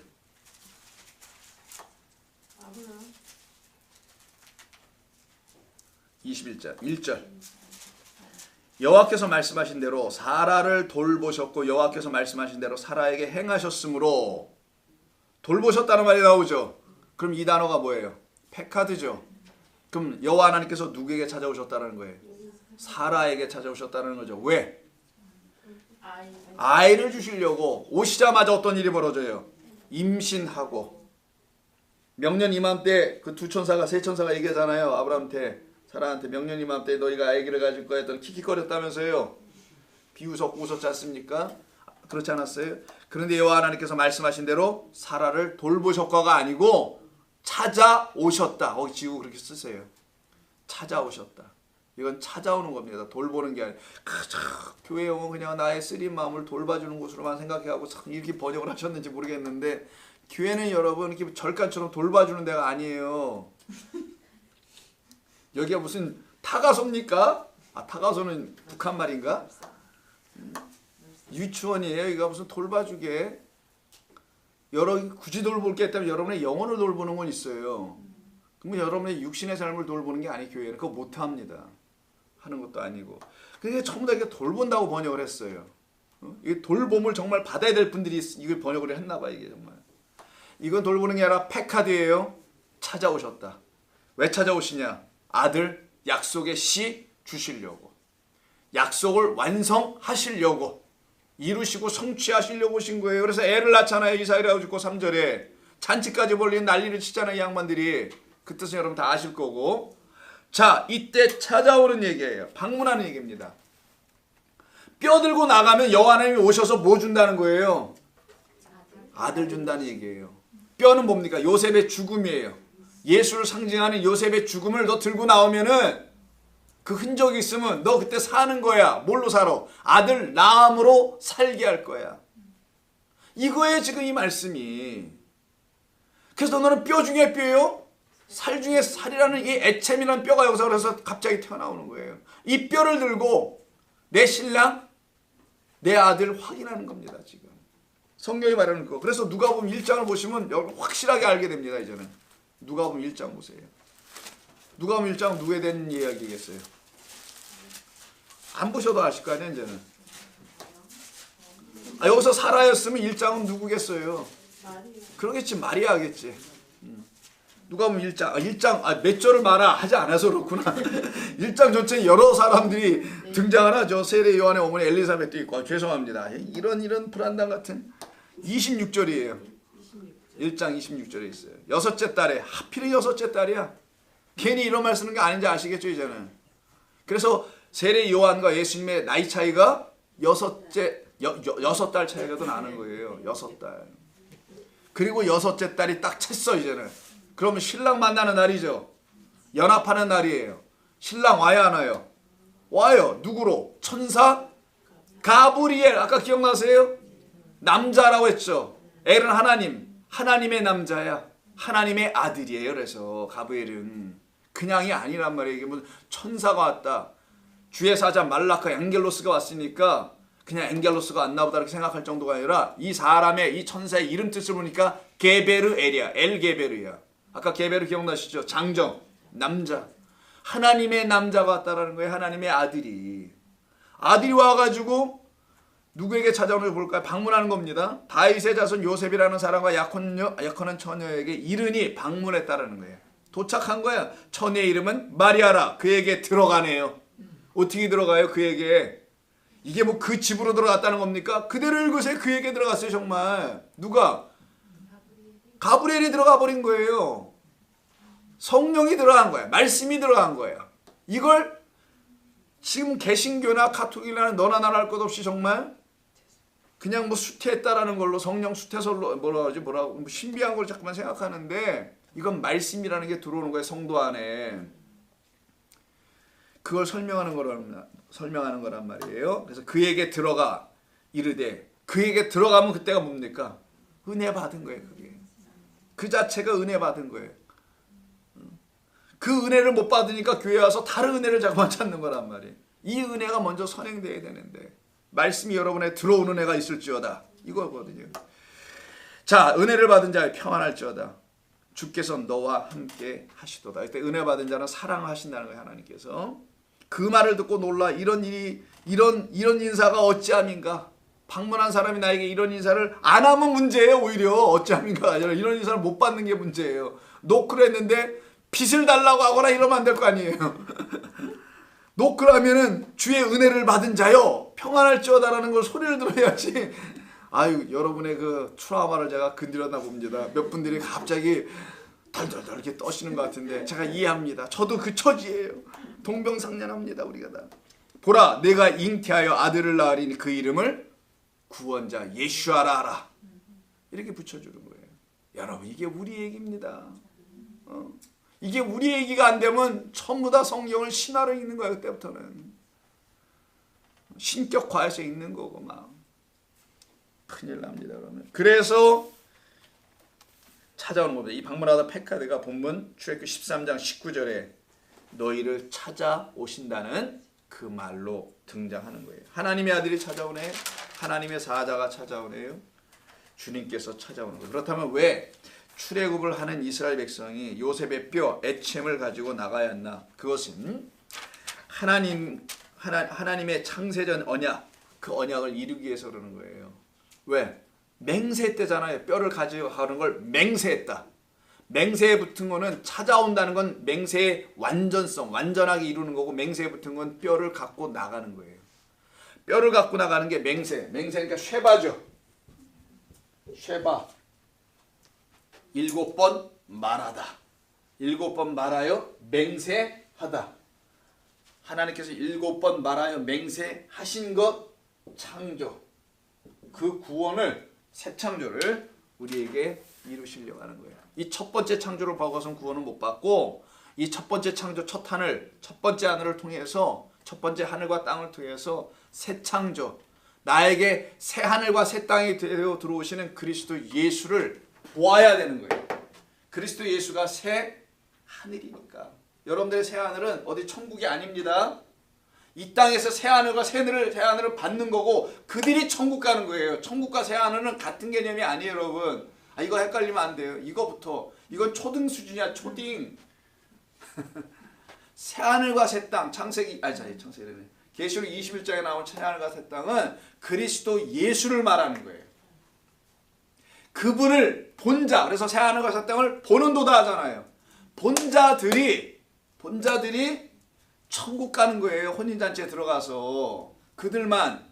왜 예수 그리스도를 새 하늘과 새 땅이라 하냐. 전에도 한번 창세기를 했던 것 같은데 너무 오래돼서 여러분 기억 못 하시는 것 같은데 다시 한번 설명할게요, 여러분. 자, 위에는 뭐겠어요? 하늘. 밑에는 땅이에요. 자, 먼저 예수님께서 하늘에서 어디로 오세요? 땅으로. 말씀이 육신에서 온다는 거잖아요. 자, 말씀이 육신에서 하늘에서 와요. 그러면 하늘, 여기서 첫째 하늘입니다. 이게 원래 하늘이야. 원래 원형 하늘. 그 원래 하늘을 나중에 가게 되면 그게 우리가 새 하늘과 새 땅이에요. 이 원래 하늘에 계셨던 분이 땅으로 내려와요. 그럼 여기가 어떤 하늘이 되냐? 그냥 우리의 눈으로 보는 첫째 하늘이에요, 여기는. 그런데 예수님 공생애를 마치시고 부활 승천하시죠. 자, 승천. 하늘로 나타나 어떻게 하는 거예요? 올라가. 그럼 뭐가 되는 거예요? 하늘이 되죠. 이가 바로 새 하늘이라는 거예요. 왜 근데 이를 새 하늘이라고 표현하냐? 이 예수님의 이 땅에 오시면 내 안에 오시는 거예요. 마리아에게 오듯이 내 안에 오시는 겁니다. 땅인 나에게. 그럼 땅인 나에게 오셔서 여기서 어떤 일 하냐? 죽고 부활하여 승천하는 거예요. 내 안에서 다. 그래서 그가 내 안에서 뭐가 된다는 거예요? 새 하늘이 된다는 걸 말하는 거예요. 그리고 난 다음에 며칠 지나면 부활 승천하신 다음에 40일 지나고 10일 또 지나면 뭐가 와요? 오순절이 오죠. 그때 어떻게 돼요 또? 성령이 되어 다시 내려오시죠. 어디로? 땅으로. 근데 그냥 뭐래요? 하늘이 된 새 땅으로 오신단 말이에요. 어떤 땅? 야, 너희들이 이제 새 땅이야. 나라는 새 땅으로 새 땅 된 자들이야. 그래서 새 하늘과 새 땅이라는 거예요. 그걸 내 안에서 다 포도다. 그 새 하늘과 새 땅을 본 자들만 이들이 광야 40년 광야 교회를 지나가는 거 이때부터 죽으면 다 어딜 가요? 그냥 가는 거야, 아버지께로. 그래서 이들에게는 죽음이 두려운 게 아닌 거예요. 성도는 뭘 두려워해야 되냐? 이걸 깨닫지 못하고 이게 내 안에서 안 이루어진 게 두려운 거예요, 사실은. 이게 없는 게 두려운 거지. 이게 새 하늘과 새 땅입니다. 오랜만에 복습했나요, 우리가? 처음 듣는 것 같다는 느낌이 갑자기. 그래야 되는 거예요. 하나님 말씀 늘 처음 듣는 것 같아. 늘 그래서 은혜 주러. 우리의 머리가 문제가 아니야. 감사할 뿐이야, 그냥 우리는 뭐든지. 자, 좋습니다. 그래서 이게 창세전에 약속하신 건데, 이 약속을 이루기 위해서 이 죽은 뼈를 들고 나가 흔적으로 증거로 제시하는 거예요. 그걸 증거로 들고 나가야지 뭐가 열리냐? 홍해가 열리는 거예요. 그래서 그 죽음으로 여는 거니까 지팽이가 연 게 아니란 말이에요. 이들이 뼈를 들고 나왔으니까 그리스도의 죽음을 상징하는 그게 열어버리는 거란 말이에요. 십자가에서 열고 휘장을 열듯이. 그래서 열려 거길로 가는 겁니다. 그래서 얘가 필요했다는 요셉의 뼈 죽음이 필요했던 겁니다. 그럼 성경을 이제 이해하시는데 여러분들이 이게 그래서 이런 일이 벌어진 거구나. 이건 다 내 안에서 이루시는 하나님의 일들이었구나 라는 거 아는 거지. 이거 역사 속의 어떤 산물이 단순한 이야기가 아니라는 거. 그래서 이들은 약속의 후손을 가지고 지금 가는 겁니다. 다른 길로 가게 하지 아니하시고 광야 말씀이 있는 그 길로 걸어가게 하는 거예요. 이것이 바로 하나님이 담아놓으신 맹세인 겁니다. 자 21절로 가야죠. 20절 숲곳을 떠나 에뎀이라는 곳으로 갑니다. 거기서 장막을 쳐요. 그리고 난 다음에 여호와 하나님께서 거기서 나타나시기를 뭘 보내주시는데, 이게 당신이 나타나십니다. 사실은 보내지는 것처럼 표현된 게 21절. 여호와께서 그들 앞에서 가시며 낮에는 구름 기둥으로 그들의 길을 인도하시고, 광야길은 구름 기둥 없으면 못 간다 이런 거고, 거기 또 밤도 있으니까 밤에는 불 기둥을 그들에게 비추사 낮이나 밤이나 지나게 하시니, 이게 뭐 기온 차이 때문에 뜨거우니까 구름으로 햇빛을 가리고, 물론 당연히 하나님을 사랑으로 보면 그렇게 이해할 수 있습니다. 그건 잘못된 표현. 그건 주일학교 수준. 주일학교 애들한테 그렇게 설명해도 하나님 사랑 느껴야 다. 그걸로도 애들이 사랑을 느껴야 되는 거잖아요. 일단 하나님의 사랑이 뭔지를 가르쳐야 되니까. 그래서 그렇게 설명하면 돼요. 근데 어른쯤 되면은 아니 뭐 그 대학볕에서 그 뭐 모자 쓰고 갈 수 있는데 여러 가지 아이디어가 생기잖아. 그런 어른들한테 그 정도 갖고 하나님의 사랑의 설명이 좀 부족하죠. 본래 또 그런 의미도 아니니까. 자, 구름 기둥, 불 기둥까지 해야지 오늘 끝나니까 10분 이내에 한번 끝내보도록 하죠. 자, 구름 기둥과 왜 불 기둥인가? 자, 구름 기둥, 불 기둥 이 두 마디의 공통 분모는 뭐예요? 네? 기둥이죠. 너무 쉽나 이거? 너무 금방 맞춰버려서 내가 놀랐어요. 심지어는 김혜영 집사님도 맞췄어요. 놀랬어. 구름, 기둥, 불, 기둥. 기둥 서방은 아니니까. 자, 기둥이에요. 얘가 공통 분모로 있네요. 자, 그러면 이 둘은 어떻다라는 거예요? 그렇지. 같다라는 걸 금방. 뭐 세상에 우리 교인들은 이렇게 너무 잘하는 것 같아요. 그러면 기둥만 같은 게 아니라 구름과 불도 같은 거다. 이렇게 이해가 되는 거예요. 기둥으로 설명한 이유가 있어서 표현하는 거지. 그리고 낮과 밤을 주관하고 인도해야 될 이유 때문에 굳이 나눠 쓴 거예요. 본래는 하나인데 하나가 항상 뭘로 설명돼요? 원, 투, 둘로 설명되죠. 성경에서는. 하나님이 진리한 하나님이 항상 예수와 그리스도로 설명하고 두 중인으로 설명하잖아요. 알파, 오메가 모든 게 다 둘로. 성경은 진리를 가르치려고 첫째 것, 나중 것, 먼저 있는 것, 나중에 올 것, 이런 걸로 다 나눠서 하죠. 그래서 둘로 표현하는 것 뿐인데, 그래서 여기서도 둘이 나오는 거예요. 원래는 하나, 같은 것이다. 그럼 이 둘은 뭘로 같으냐는 거죠. 뭘로? 같으려면 공동. 이게 구름이니까 이거 뭐 물인가? 이거는 뭐 불이니까. 야, 안 같거든요. 제가 볼 때 전혀. 이게 뭐가 같아요? 하나도 안 같은데 제가 볼 때는. 그럼 뭘로 같기에 이러는가? 이것들의 역할을 봐야 같은 걸 알 수 있어요. 이걸 역할로 못 보고 그냥 물과 불로 이걸 같은 것이다. 그래서 물세례, 불세례 이런 걸로 연결시키셔서 해석하시는 분도 있어요. 그런 분들 제가 볼 때 물불 안 가리고 물불 안 가리고 해석하시는 것 같은데, 저는 그건 좀 지나친 무리한 그런 알레고리적 해석이라고 하거든요. 그건 무리한 해석이고, 이들이 하는 일을 보면은 그걸 통해서 알 수 있어요. 자, 가서 보죠. 그러면 어떤 일을 하는지. 구름과 불이. 자, 그들 앞에 가신다네요. 여호와께서 그들 앞에 가시며, 그러니까 여호와가 구름과 불이라는 거잖아요. 불과 구름이 현현하신 건데, 낮에는 구름 기둥으로 그들의 뭐를? 길을 인도하세요. 광야길. 광야의 길. 광야길은 광야는 반드시 말씀이 있는 그곳으로 이끌어가는 길이에요. 말씀이 등장합니다. 두 번째, 광야길을 가게 하고 그 길을 가게 하고, 밤에는 불기둥을 그들에게 비추네요. 불은 비추네. 빛을 줘. 빛도 또 말씀 아니야 결국은. 말씀이 아니면 빛을 비출 수. 너희는 세상에 빛이라. 빛이 어둠에 비치는 거라고도 얘기하고, 그 불은 그 산 위에 있는 마을을 비출 것이다. 그 산 위에 성전을 말하는 거예요. 거기를 비춘다고 한단 말이에요. 옛 성전에 있는 그곳을 진리의 말씀이 와서 비출 것이다. 이렇게 얘기하시잖아요. 그럼 빛?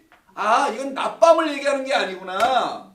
낮으로 말하면 낮 12시, 밤 12시니까 24 하루죠. 하루는 성도에게 하루 365일 1년 평생 종일토록이야 이게. 평생 종일토록이지 낮밤을 구분하는 건 아니에요. 종일토록 우리는 말씀으로 인도함을 받아야 한다는 걸 설명하는 거란 말이에요. 그래서 공통분모는 말씀이었구나. 말씀이 뭐가 돼요? 기둥이 된다는 얘기구나. 그럼 왜 말씀을 굳이 기둥이라고 설명하는 건가? 서방 만들기 위함은 아닐 거고, 왜 기둥이라고 말하는 건가? 이것만 이해하시면 되는 거예요. 왜 말씀이 기둥인가? 왜 말씀이 기둥 돼야 하는가 이런 얘기죠. 그럼 기둥에 대한 히브리어의 뜻을 좀 이해하면 금방 알 수 있어요. 불과 구름은 그냥 아예 불과 구름으로 현현한다 이렇게 생각하시고 말씀으로 왜 그럼 굳이 기둥으로 말씀하신 이유가 무엇인지를 우리가 좀 알아가면 되겠죠. 기둥입니다. 기둥. 자, 한번 볼까요? 자, 기둥이라는 것을 내가 어디다 써놔? 기둥 여기 있네요. 자, 기둥입니다. 기둥은 히브리어로다가 아무드라고 해요. 아무드. 아무드라고 하는데 히브리어로 쓰면 아무드 이렇게 써요. 아무드라고 하거든요. 이것은 아마드, 요 모음 빼버리고 아마드, 항상 세 개니까 아마드라는 단어에서 나와요. 여기다 우라는 모 이렇게 쓰면 우가 되고 우에 찍히면 오가 됩니다. 히브리어가. 이거는 우예요. 우. 얘들은 연합한다라는 거예요. 둘을 묶는다 뭐 이런 뜻이에요. 결합시킨다. 그런 모음으로 사용되는 건데 아무드라고 하는 단어가 기둥이에요. 이게 아무드는 기둥, 말 그대로 기둥, pillar, P-I-L-L-A-R, pillar. 이런 기둥을 말해요. 우리 기둥들이 있잖아요. 여기 보이지 않지만 가져져서 기둥을 말하는 건데 이 기둥을 어디서 쓰냐? 성막과 성전에서 쓰는 표현입니다. 여기서 좀 나오지만 거의 대부분 다 성전에서 쓰는 거예요. 전부 다 성전이에요. 그렇게만 알고 있으면 돼요. 성막과 성막에 기둥들이 있는 거. 성전과 성막에 사용된다. 성막을 지을 때 기둥이 없으면 안 되잖아요. 성전 지을 때 기둥 반드시 있어야 되죠. 근데 뜻은 아마드가 뭐냐? 세우다. 기둥을 세워야 되잖아요. 눕혀서는 건물을 올릴 수 없으니까 stand. 세우는 거예요. stand 세우는 겁니다. 세워서는 거기 가만히 딱 있도록 만들어줘야 돼. 흔들거리면 안 돼. 그래서 stay. 머물러라 뭐 이런 의미도 갖고 있어요. 중요한 건 1차적인 것은 서다, 세우다. 이게 기둥의 뜻이에요. 그래서 말씀과 기둥을 연결해서 우리에게 뭘 알려주시려고 그러는 거냐. 광야는 스테반이 그래서 광야 교회라고 한 거예요. 말씀이 있는 곳에는 교회가 세워지게 돼 있어요. 반석 위에 내 반석 위에 내 교회를 세우리라. 우리 주님의 말씀이죠. 베드로야 내 반석 위에 내 교회를 세우리라. 말씀 위에 세운다는 거잖아요. 그 반석 쪼개진 그곳에서 물이 나오는 곳에서 세우는 것이니까. 그래서 이 단어가 헬라어로 기둥을 말하게 되면은요 스툴로스라고 그래요. 스툴로스. 제가 헬라어 쓰는 이유가 있어요. 스툴로스. 자, 스툴로스라고 하는데 이 스툴로스라고 하는 단어는 히스템에서 나오는 거예요. 세우다. 하도 많이 들으셔서 알죠? 히스템이 히스테리가 아니고 히스템입니다. 이건 십자가를 세울 때 쓰는 거란 말이에요. 아, 이젠 점점 가까워지죠. 이 기둥은 그냥 기둥이 아니야. 말씀의 기둥. 연결되죠? 언약의 기둥이었구나. 이게 십자가 스타우로스였구나 라는 걸 알 수가 있게 되는 거예요. 스타우로스도 히스템에서 다 파생돼 나오는 거예요. 문자적으로 언어적으로 봐도 그렇고 이걸 성경적으로 이해해도 마찬가지고 말씀 불기둥 그 물기둥 아니 구름기둥이 그들을 인도했다는 건 말씀으로 인도하여 그들로 하여금 하나님이 거하실 처소 성전 교회로 지어지게 하려고 끌고 나왔다라는 결론입니다. 이게 성경의 결론이에요 사실. 그래서 하늘에서 신부 예루살렘 성이 내려온다고 한 거예요. 요한계시록에서. 거기에 하나님이 연합하여 들어가는 거란 말이에요. 하나님 거하실 곳은 거기밖에 없는 거니까. 그곳에 들어가시려고 구름 기둥과 불 기둥으로 이스라엘 백성들을 인도하여 말씀으로 기둥이 되어 인도하여 말씀의 기둥 언약의 기둥이 이 땅에 세워지는 광야 교회를 만들겠다라는 거예요. 그럼 그는 거기서 다 살아나는 거지. 그래서 광야에서 장대가 한번 세워지는 일이 벌어진 거예요. 그래서 민수기서에서 그걸 여호와의 승리라고 하는 뱀이 장대에 매 달려지는 그 십자가 사건이 거기서도 또 일어나는 거예요. 그게 바로 기둥 세우는 일이니까. 그게 언약을 세우시는 완성하시는 반듯하게 세워놓는 일이니까 누구도 그건 해야 할 수 없고. 그래서 디모데전서 3장을 보세요.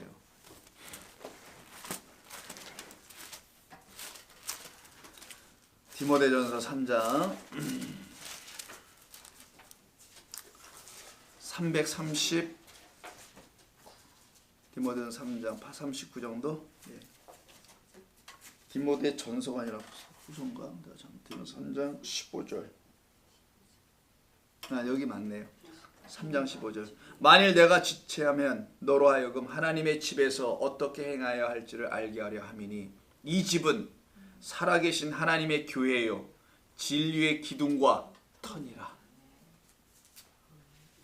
그래서 광야로 인도해 내신 이유가 여기 있는 겁니다. 다시 한번 보세요. 이 집, 하나님의 집은 살아계신 하나님의 교회라고 되잖아요. 진리와 기둥이 세워지는 터이다. 그 터 위가 터가 되신 분이 또 누군지 한번 또 볼까요? 에베소 2장 반대편으로 가시면 에베소 2장 20절 에베소 2장 20절 너희는 사도들과 선지자들의 터 위에 이들이 전한 말씀이라는 그 예수 그리스도라는 터 위에 세우심을 입은 자라. 그리스도 예수께서 친히 모퉁이 돌 머릿돌이 되셨느니라. 그의 안에서 건물마다 서로 연결하여 주 안에서 성전이 되어가고 너희도 성령 안에서 하나님이 거하실 처소가 되기 위하여 그리스도 예수 안에서 함께 지어져 가느니라. 이것이 완성이거든요. 이 땅에서 우리가. 그럼 우리가 하늘 성전이 되는 거란 말이에요. 이게 하늘로 간 자들, 새 하늘과 새 땅이 내 안에 완전히 들어온 사람들 말이에요. 간 김에 에베소서 4장도 한번 볼게요. 4장 23절. 오직 너희의 심령이 새롭게 되어 하나님을 따라 의와 진리의 거룩함으로 지으심을 받는 것. 이게 기둥이 세워져 성전으로 지어져 가는 거거든요. 그때 필요한 건 의와 진리의 거룩함, 말씀의 거룩함, 거룩한 말씀 받은 새 사람을 입으라. 결론입니다. 구름 기둥과 불 기둥으로 인도하시는 것은 그들과 항상 함께 하시려고 하는 거예요. 내가 세상 끝날까지 너희와 항상 함께 하리라 하시죠. 마태복음에서. 그게 마태복음 끝이잖아요. 그래서 오늘 본문 끝에도 낮에는 구름 기둥, 밤에는 불 기둥이 백성 앞에서 떠나지 아니하리라. 여러분들에게 하나님의 말씀은 말씀이라는 나, 그 예수는 절대로 떠나지 않는다. 진리를 알려주시는 예수는 안 떠나는 거예요. 그분 예수님은 안 떠납니다. 여러분들이 영접했기 때문에 그래요. 이제는 거짓된 예수를 버리고 정말 진리의 예수를 영접했기 때문에 그분이 여러분에게서 영원히 거하시는 신랑 되계신 거란 말이에요. 그래서 그들은 영원히 하나님과 동행하는 자들이 됩니다. 그들은 블레셋 사람의 땅의 길로 걸어가지 않습니다. 거기 가면 전쟁에 다 죽어요. 세상 전쟁에 죽는다는 거예요. 그들은 애굽으로 돌아가게 돼 있어요. 그래서 하나님 거기를 못 가게 한 겁니다. 사람의 길을. 광야의 길로 가야 돼요. 협착하고 좁지만 힘들고 어렵고 하나도 재미없는 것 같지만 예수의 영이 한번 들어오면은 그때부터는 성경은 달고 오묘하고 송이 꿀송이보다 더 단말씀이 됩니다. 안 졸아요. 절대로. 그냥 육신이 피곤해서 잠깐 조는 것뿐이지. 안 좁니다. 절대로 그럴 일이 있을 수 없어요. 하나님의 말씀이 따분하거나 또 대속의 그리스도 예수의 얘기야 또 은혜의 얘기야 이런 말 안 나오게 돼 있어요. 절대로 그건 성도가 아닙니다. 매일매일 눈물 없이 살 수 없는 거예요. 성도는 감사의 눈물로. 진리의 말씀이 내 안에서 흐르는 게 눈물 흘리는 거라고 오늘 새벽기도 얘기했잖아요. 요즘에 새벽기도가 왜 이렇게 긴지. 사람의 길을 걷지 않고 광야 교회의 길을 걷게 하게 하시려고 한 거예요. 왜 그런가? 광야 교회가 있는 사도행전 7장을 와서 한번 보고 끝낼게요. 스데반 집사님이 이런 말씀을 했습니다. 왜 광야 길을 꼭 걸어야 되냐? 광야라는 교회가 가르쳐주는 그리스도 예수의 그 길을 길이요 진리요 생명이신 그분의 길이 뭔지를 왜 알아야 되는 거냐? 그게 도대체 뭐기 때문에. 7장 37절 38절이네요. 시내산에서 말하던 그 천사와 우리 조상들과 함께 광야 교회에 있었고, 거기가 교회가 있었나 봐요. 스데반이 이렇게 깨달은 거예요. 지금의 교회는 바로 그리스도라는 시내산에 정말 그 돌이 오셔서 세운 교회다. 그러면서 하는 말, 광야 교회에는 뭐가 있답니까? 살아있는 말씀이 있다는 거예요. 교회에서 우리는 이걸 받았다. 그 7 집사가 받은 게 그래서 하필이면 또 7인 거예요. 그래서 받은 그분들이 말씀을 받았는데 살아있는 말씀을 받은 거예요. 살아계신 하나님, 말씀은 영이네. 그 영을 받은 거예요. 이들이. 우리에게 주던 자가 이 사람 누구겠어요? 모세가 아니라 모세가 말한 진짜 모세가 오는 거죠. 모세, 그 모형으로서의 모세가 아니라 원형으로서의 모세인 그리스도 예수의 살아있는 말씀이다. 성도는 맨날 이 말을 들어야 되는 겁니다. 하루도 빠짐없이. 그래 여러분 실족하잖아요. 그래 여러분 좌우로 흔들리지 않습니다. 오늘 여러 가지 이야기가 많이 있었지만 중심 주제는 사람의 땅의 길에서 광야의 길로 돌리시는 하나님입니다. 그분을 꼭 여러분 감사하시길 바라고 돌아가시는 발걸음 평안하시길 바랍니다. 기도하시죠. 우리 주님 고맙습니다. 저희들에게 이 귀한 말씀을 주셔서 감사합니다. 저희들에게 항상 우리 하나님이 원하시는 주기를 바라시고 소망하신 그 양식을 매일매일 먹여주시옵소서. 그래서 우리 성도들이 매일매일 건강하고 강건한 영적 주의 백성들이 되기를 원합니다. 돌아오는 발걸음 지키시옵소서. 한 주간 수고하였습니다. 잠 못 자고 땀 흘리고 힘들었고 여러 가지 스트레스도 많았던 이 인생살이 주께서 지켜주셨습니다. 하나님의 인도하심을 날마다 받으며 살아가는 복된 종들 다들 되게 하여 주옵소서. 예수님의 이름으로 기도하옵나이다. 아멘.